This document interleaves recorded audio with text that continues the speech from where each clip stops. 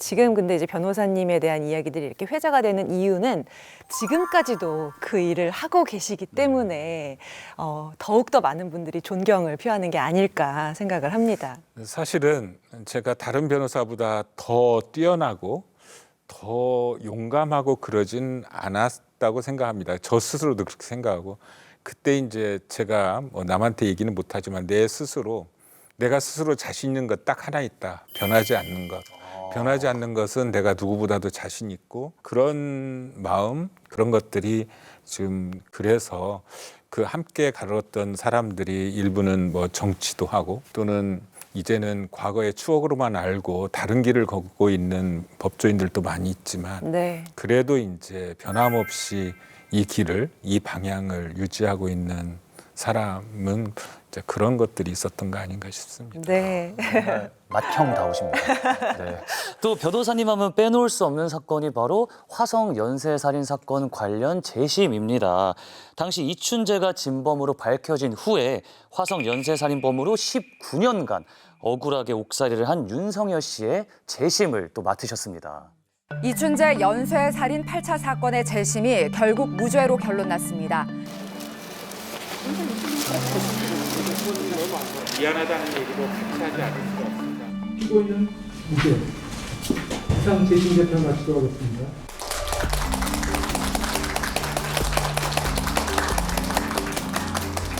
법원이 이번의 마지막 보궐세 역학을 제대로 수행하지 못한 점에 대해서 사법부 구성원의 일원으로서 사과의 말씀을 드립니다. 뭐 그 사건은 당연히 제가 맡아야 된다고 생각을 했었던 이유가 네. 이제 이건 재심 사건이지만 1990년도 변호사 시작한 직후부터 화성 연쇄 살인 사건으로 억울하게 끌려가서 고문 수사를 받았다가 그 사건을 제가 선임해서 무죄 석방 받았던 사건들 여러 건이 있었습니다. 네. 두 번째, 일곱 번째 사건을 맡았던 그 살인 사건의 용의자로 체포돼서 구속돼서 여러 가지 고초를 겪었던 박모 씨나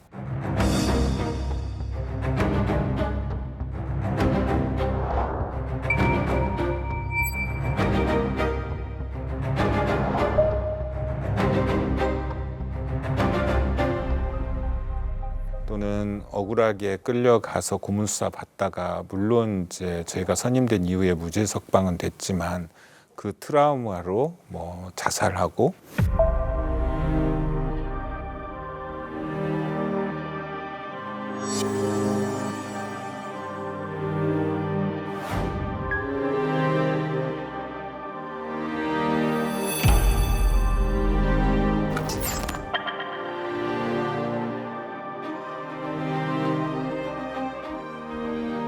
이 자리에서 꼭 말씀드리고 싶은 거 하나는 있는데요. 네네. 이춘재가 진범임이 밝혀짐으로써 물론 억울하게 끌려가서 누명 썼던 사람들 물론 무죄 석방됐지만 주변 사람들은 그래도 혹시 가능성이 있었던 거 아닌가? 라는 생각 때문에 가졌던 트라우마들이 있었을 텐데 그런 트라우마가 그 사건을 통해서 좀 벗겨졌다. 그건 정말 의미가 있다인데 저는 이제 더 나아가서 그것을 담당했던 변호사의 트라우마도 있습니다.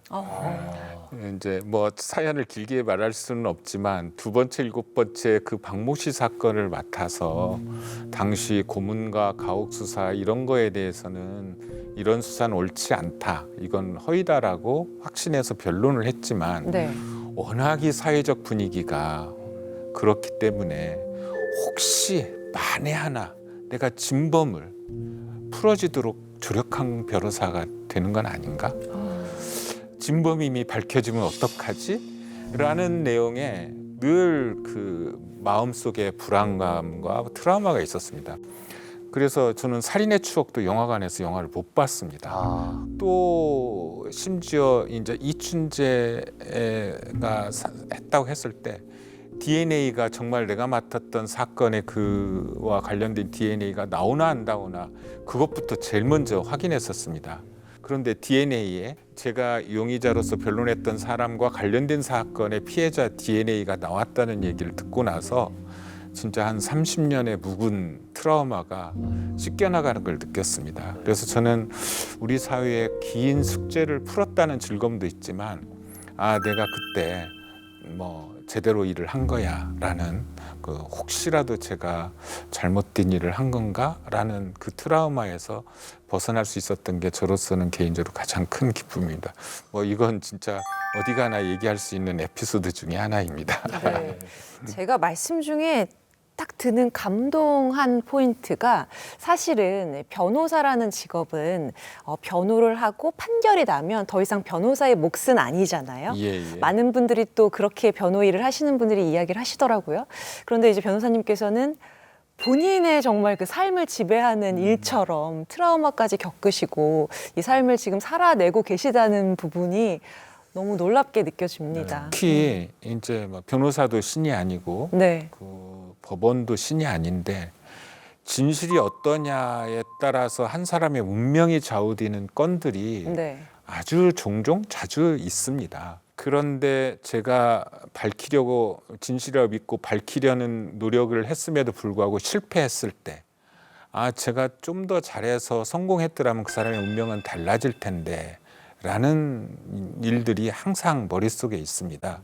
그래서 이 진실을 밝혀내야 될 세 축, 형사사건에선 검사, 법원, 변호사 이 세 축, 법조 3류는 진실을 밝히기 위한 무거운 책임에 있다. 그리고 특히 형사 피고인 같은 경우에는 유죄에 대한 명확한 증거가 없다면 그리고 수사 과정이 정당하지 않다면 섣불리 유죄라고 섣불리 범죄 사실이 진실이라고 단정해서는 안 된다. 이런 것들을 그냥 책 속의 이론으로서가 아니라 그런 경험을 통해서 늘 새겨놓고 있습니다. 예. 변호에 대한 그 변호사님의 그 철학을 저희가 엿볼 네. 수 있었습니다.